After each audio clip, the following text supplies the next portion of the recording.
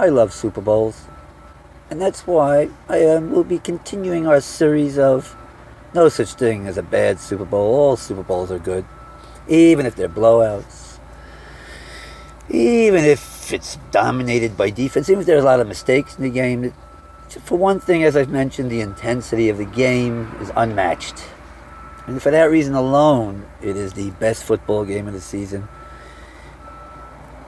Generally, you'll see one team bring everything magnified, and the strengths of one team get magnified and the weaknesses of the teams get magnified. So we've been reminiscing. That's why I got the hat on. The hat is the party hat to indicate the Super Bowl parties that go on that great day, Super Bowl Sunday, almost like a holiday. I'm calling this Super Bowl appreciation. S.A. It's the first time I veered off the word analysis. So let's appreciate some of the... I'm going way back to the old Super Bowls. And in order to cover 4 at once, I'm going to talk about the 4 that the Vikings lost. Now, I say I love Super Bowls. I happen to be a big Viking fan growing up, so I didn't love those 4 because they lost all 4 of those. And as I said, that I got some bitter memories there. I still feel the pain of some of those losses. So here's how I'm going to do it. We're going to do Super Bowl 4 as a separate, through the eyes of Hank Stram being mic'd up for that Super Bowl. Then we'll do the other 3 as a group when those 3 came out, Super Bowl 8, 9, and 11. That was Fran Talkington, and that was pretty much the same team. The one, like I say, Super Bowl 4 was earlier team with Joe Kapp. So let's cover that one separately. Let's start there. All of them coached by Bud Grant. And Bud Grant was the type, that they played in old Metropolitan Stadium out in the cold, and he wouldn't let him wear gloves, and he wouldn't let him have heaters on the sideline, and he felt he got an advantage. We're tough, and the other team is shivering, and that he thought it intimidated the other team, that the cold didn't bother them. He would come out in short sleeve, as he did. He came out in short sleeve as he did before the Viking game, that was outdoor playoff game against Seattle this year.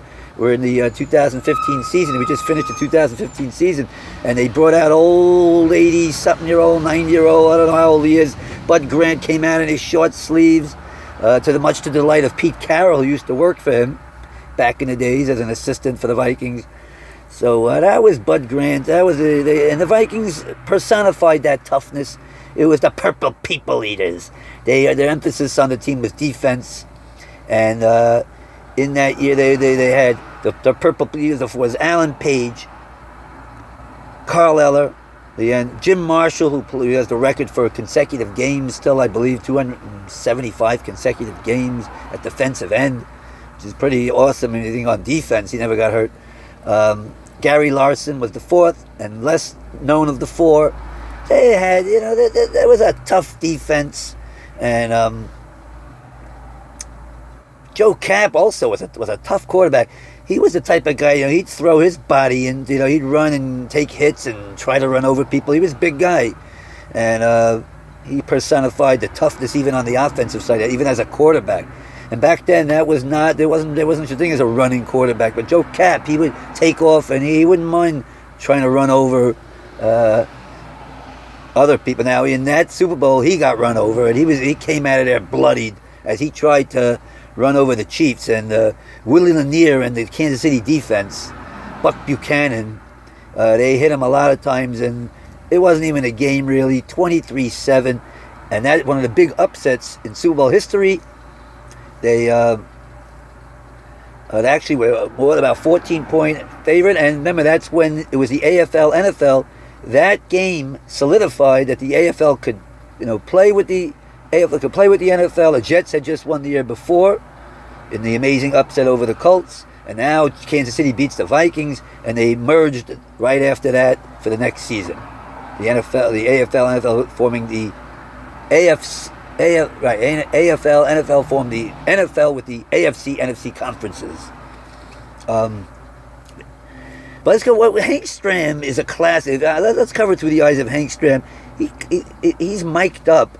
Now, again, they didn't. They treated football very seriously back then. You know, it was like kind of, you know, wear a tie, and Hank Stram did wear a tie to the side, and you don't make and Vince Lombardi type guys. You don't joke around during. They treat their football seriously,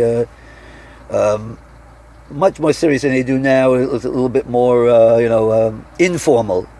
Way back then, it was a lot more formal. As a matter of fact, when NFL Films wanted to do the bloopers, he didn't think they were going to accept it so well. It turned out that they loved the bloopers. But again, more formally. But Hank Stram seemed to be very loose for that game. You know, he was very confident, and he let himself be mic'd up. And he is very funny. Right from the beginning, he's like telling his quarterback Lenny Dawson, like, let's just throw that down, and that's like taking candy, like taking candy from a baby. They're giving it to us, and let's matriculate the ball down the field. Now, the usual word is matriculate because he's like kind of one of the fathers of modern offense, with the fancy terminology. And at one time on the mic, he's calling his reverse, which confounded the Vikings all day, and he says, I think it was GO47 reverse. I forget the exact numbers, but he goes to Lenny Dawson. He goes, okay, Lenny, we're going to do the GO47 free reversed 23 double stack 2 9 7 4 a double shift, you know. And he just goes, you know, like he just didn't bother saying the rest. He got bored saying it. He said, you know, right after we're saying all those numbers, you know. So I thought that was very funny, and he's very funny with the referees. Even the referees at one point marked the ball, and he said, come on, move it up a little bit more.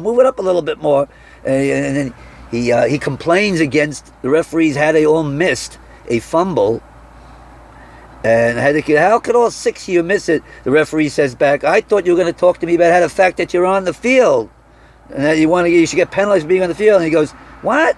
No. You know, like, that's not what I wanted. And then later, you know, you think he's complaining against the referees. They give a spot, and it's a first down. He likes the spot, and he says, "You do a good spot. You're doing a heck of a job out there." After he had complained a few times, you're doing a great job, great spot. You know, they're doing a heck of a job out there. Of course, he's famous for the line during that game of, man, they're as stale as heck. He uses the word, and he's about the Vikings. He's talking, and then he says, "Boy, that guy was so confused with him. He looked like he was that guy was caught in a Chinese fire drill."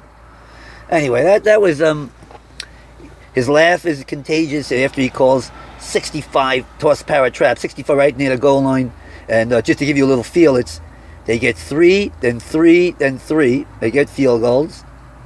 They couldn't score a touchdown. They got the 9-0 lead, and now a fumble on the kickoff. After they make it 9-0, the Vikings fumble the kickoff. This is a chance to really extend the lead before half. It's right before the half. 9-0 can become 16. They're right near the goal line. He goes, 65 toss power trap, 65 toss power trap. How did the 65 toss? He's saying it over and over. He kept repeating himself. He kept saying the word boys also. Come on, boys, let's get it in there, boys. Let's move the ball down the field, boys. And he calls 65 toss power trap, and it's perfectly executed as the Vikings get trapped off and think the run's going outside as the linemen pull. Garrett, I believe, is the one who runs it up the middle. The famous scene of him jumping into the hands of his teammate, and Hank Stram is giddy and 65 toss power trap. Was that there, boys? 65 toss power trap. And then anyway, 16-0. The Vikings open the second half with a touchdown to make it 16-7. That was they get a little momentum. They get the ball back as they knock the 3 and out, and they're knocking around Lenny Dawson on that. But the final dagger was Vikings couldn't materialize right there. They had the momentum, did not get a score there, 16-7. And then they throw on a down and out to Otis Taylor. Cornerback misses the tackle. Otis takes it the distance, 23-7, game over. All right, that's your Super Bowl 4. Let's go to Super Bowls 8, 9, and 10. 8, 9, and 11. Now, they're the Vikings again. Instead of Gary Larson, it's Jim Sutherland as the fourth guy. They have it at linebackers. And this I know a little bit better because, again, I was growing up and remember this. I remember these teams better. Jeff Seaman, Wally Hilgenberg, Matt Blair. They always had a propensity for a special team some type of special team. They'd always beat the Rams in the playoffs. I remember one year, Chuck Knox would find different ways to lose. He was too conservative as an offensive as a coach, and I remember them coming down at the beginning of the game, getting down to the half-yard line. Instead of going for it on fourth down, they decided we're going to kick a 10-yard field goal. Remember, the goalposts were in the front of the end zone then, and Tom Dempsey comes out. Yeah, they had the half-footed Tom Dempsey, the same guy who kicked the 63-yard field goal, and he kicks it low. Vikings block it. They run it back 100 yards, and the game was over there. I mean, the Vikings always would beat the Rams to get to those Super Bowls. It seemed every year. That's what I remember, and they're getting a lot of special teams plays like that. You'll see they make a few special teams in the Super Bowls, but not enough, because every Super Bowl they keep getting run over. Even though they have the great purple people eater defense, it seems they cannot stop it. They run into great running teams. In Super Bowl 8, they run into Larry Zonka, Jim Kick, and Mercury Morris. Just to show you what type of running team they were, Bob Greasy did not have to threw 8 times in that game.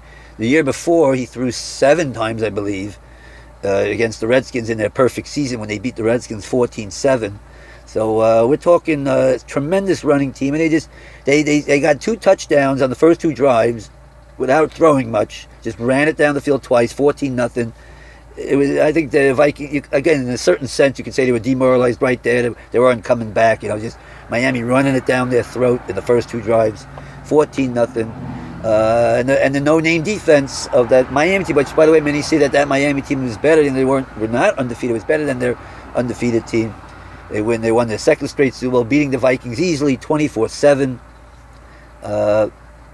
Super Bowl 9, they run into the Vikings. Also had this thing, run into the best team, one of the great teams of all time. They run into a Miami Dolphin team, and then they run into the Steel Curtain. This is a Steeler team that. How many Hall of Famers are there on defense? I think I've named them already in another S.A.L.T production. I mean, you got Joe Green, L.C. Greenwood, Dwight White, Ernie Holmes, the Steel Curtain, Jack Ham, Jack Lambert, and Andy Russell. That's 3 tremendous linebackers. Mel Blount, Hall of Fame in the secondary. The offense ain't nothing to sneeze at either, with Terry Bradshaw, Lynn Swann, John Stallworth,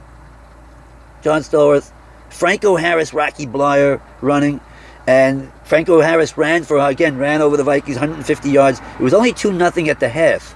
It was a game that was played outdoors in a wet field. I believe they were supposed to play it indoors. New Orleans Superdome wasn't ready yet, so they played it in Old Tulane Stadium. 2-0 at the half, as the slippery ball, the ball squirted out of Tarkington's hand. He had to run back to get it, and he slides into the end zone. He just was making sure I recover it, didn't worry about getting out of the end zone safety. They get a touchdown. Pittsburgh gets a touchdown to make it 9-0 in the third. The Viking special teams, a block punt. Their only score today, a block punt and a score. But they didn't have a good kicker. Fred Cox misses the extra point. One of those straight-on kickers who I never could trust, didn't like. 9-6. Later in the game, the Vikings think they recovered a fumble. Quick whistle from the ref, controversial call. And the Pittsburgh maintains the ball. And sure enough, with the game on the line, whether or not Pittsburgh would clinch it, Terry Bradshaw throws a touchdown pass to Larry Brown, I believe is his name. Larry Brown, the tight end, and that clinched at 16-6. Vikings lose again. Super Bowl 11, not much to talk about there. They run into a John Madden's only Super Bowl victory. The Vikings block a punt. They block Ray Guy Ray Guy never had a punt block in his career. The famous Ray Guy, the greatest punter maybe of all time, and the Vikings block it, and they don't get a touchdown. They recover it at the 2-yard line. Sure, Brent McClanahan fumbles the ball. They always had the propensity for the turnover right deep in the other time. By the way, in that game against Pittsburgh, they were losing. Like I said, they had a chance to go up 7-2 at the end of the half. They're right near the end zone.